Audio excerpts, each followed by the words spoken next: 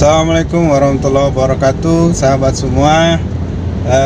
Di channel Musil Haji, kita kebetulan pada saat ini tidak sempat membuat video di studio, dan saya sedang ditemani oleh sahabat yang luar biasa semangat, namanya Pak Andi. Beliau luar biasa semangat. Saya sering mendapatkan inspirasi dari beliau. Orangnya luar biasa, pekerja keras, senantiasa optimis, lalu pekerjaannya dikerjakan dengan sungguh-sungguh serius. Jadi kepercayaan saya bahwa setiap manusia memiliki inspirasi masing-masing. Makanya inspirasi yang saya dapatkan dari Pak Andi adalah beliau seorang yang luar biasa, pekerja keras, optimis dan semangat. Pembahasan kita adalah tentang segelas air yang dibacakan Al-Fatihah. Sebagaimana yang sering kita dengarkan, bahwa seseorang yang terkena hewan berbisa lalu dibacakan Al-Fatihah, alhamdulillah bisa penyakit itu segera sembuh, sahabat. Nah, oleh karena itu tinggal keyakinan kita bahwa Al-Fatihah dengan segelas air yang dibacakan 7 kali itu akan menyembuhkan segala macam jenis penyakit.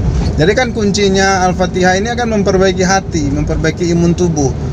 Kan tubuh kita sakit karena hati kita yang bermula dari sakit. Lalu cara memperbaiki hati salah satunya dengan membacakan Al-Fatihah. Seringkali anak-anak kita terasa demam atau sakit, maka saya sekeluarga, sahabat, itu membacakan Al-Fatihah di air putih, ditambah air madu, ditambah jeruk nipis, ditambah jahe. Jadi itu Pak Andi, kita berbagi inspirasi ini dengan sahabat di channel YouTube Musil Haji. Ada pengalaman Pak Andi ya, anaknya sering malam sering gigau. Itu Pak Andi, anak malam kalau menggigau, ambil air putih, bacakan Al-Fatihah 7 kali, serius dengan konsentrasi. Terus kalau bisa suami istri Pak Andi, bacakan Al-Fatihah 7 kali, serius, sungguh mohon kepada Allah, istighfar. Orang tua istighfar, karena boleh jadi anak kita sakit itu karena ada dosa-dosa orang tua. Bacakan istighfar, bacakan Al-Fatihah ke air segelas, Al-Fatihahnya 7 kali. Insya Allah Pak Andi, itu akan segera terasa efeknya. Minumkan ke anak, kalau bisa ada madu, tambah madu bagus.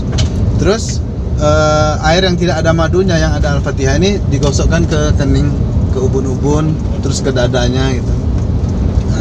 Insya Allah tuh Pak Andi, saya juga sekeluarga kalau anak demam itu saya baca Al-Fatihah, diminumkan,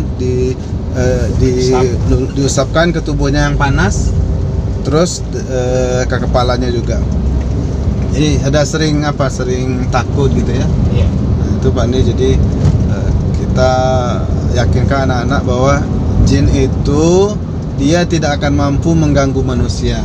Bahkan ada sahabat Nabi, ketika waktu zaman dulu itu sahabat Nabi, dia akan mengambil air di dalam sumur. Nah, lalu keluar sosok makhluk jin, dan dia mencoba mengancam sahabat Nabi ini agar jangan mengambil air di tempat dia. Padahal di atas bumi ini Pak Andi, kita itu khilafah.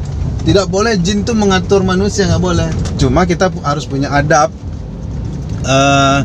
Kalau kita pipis jangan sembarangan. Terus kalau kita ada ke tempat-tempat yang sepertinya ini adalah sarang jin, di goa-goa, di hutan, di rumah-rumah tinggal, tuh bacakan assalamualaikum gitu kan. Terus sahabat ini yang melihat jin itu menggertak, jangan ambil air minum ini tempat saya. Tiba-tiba sahabat itu langsung mengambil batu dan melempar wajahnya dengan batu. Itu seketika remuk tulang hidung jinnya, dan jin itu tidak bisa membalas karena memang dia nggak bisa nyentuh manusia kan. Kalau dia ingin mendekati manusia, sahabat ini senantiasa menjalankan ibadah, jadi dia nggak sempat mendekati manusia. Nah, kapan jin sempat mengganggu manusia? Itu ketika di dalam rumah tangga itu jauh dari Al-Quran, jauh dari zikir-zikir. Apalagi kalau ada rumah tangga itu punya turunan perdukunan, umpamanya kakeknya dukun atau orang tuanya dukun, itu biasanya diturunkan ke anaknya. Saya juga pernah sering meruqyah orang-orang yang orang tuanya adalah dukun, lalu orang tuanya itu telah meninggal. Nah, jinnya ini kehilangan inang atau tempat bergantung, akhirnya dia masuk ke tempat anaknya. Dan jin ini tidak akan pernah keluar selagi anak ini tidak dekat dengan agama. Jadi ada juga kita ruqyah tuh cara menghilangkan jin turunan, jin nasab. Itu dengan cara diruqyahkan, bacakan Fatihah, dikasih daun bidara juga bagus Pak Andi. Kalau daun bidara Pak Andi tahu? Tahu. Itu kalau bisa di rumah-rumah kita tuh daun bidara disediakan Pak Andi. Daun bidara di blender 3 lembar, dikasih segelas air, di blender daun bidara 3 lembar, dikasih garam kasar desa itu, dicampurkan ke tempat air mandi kita, anak kita, istri kita, terus dimandikan.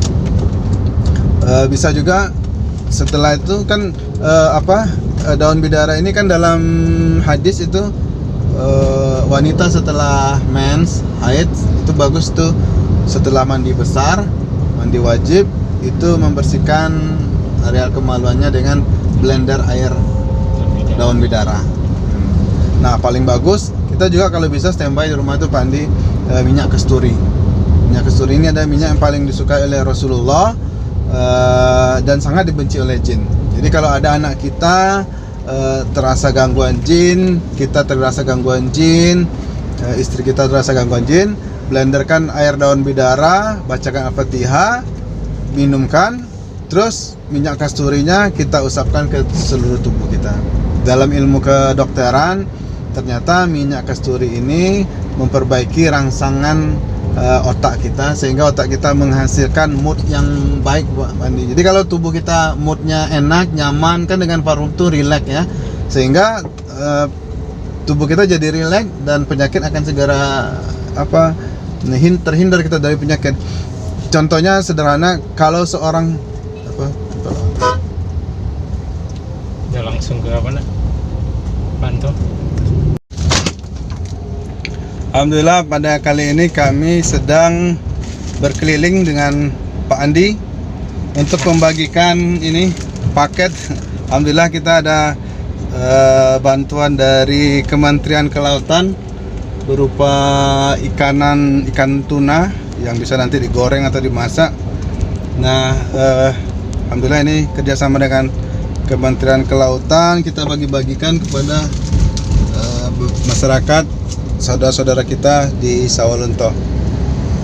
Jadi kembali ke cerita tadi bahwa Al-Fatihah yang dibacakan kepada air, segelas air dibacakan sebanyak 7 kali, itu untuk kesehatan. Nah bahwa jin sebenarnya tidak bisa mengganggu kita kalau kita senantiasa membacakan ruqyah atau zikir-zikir, sehingga keluarga kita terhindar dari berbagai macam penyakit. Sahabat yang membacakan Al-Fatihah kepada air minum segelas dibacakan 7 kali, itu alhamdulillah akhirnya menyembuhkan seseorang yang terkena gigitan hewan berbisa. Nah, bayangkan sahabat, seseorang yang terkena gigitan hewan berbisa saja bisa sembuh dengan air putih yang dibacakan Al-Fatihah, apalagi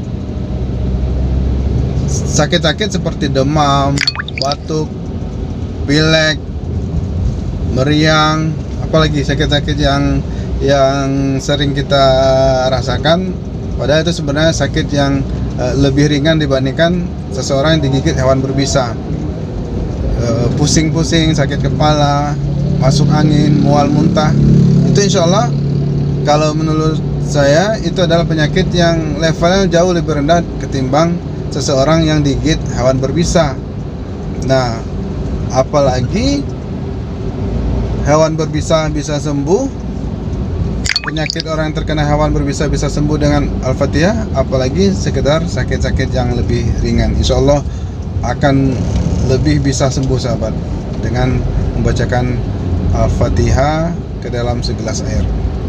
Begitu Pak Andi, saran kita sore ini, kita berniat bikin video setiap hari karena membagi untuk masyarakat tadi bantuan dari Kementerian Kelautan. Akhirnya kita baru sempat bikin video di sore hari sih, udah mau berbuka nih, udah gelap.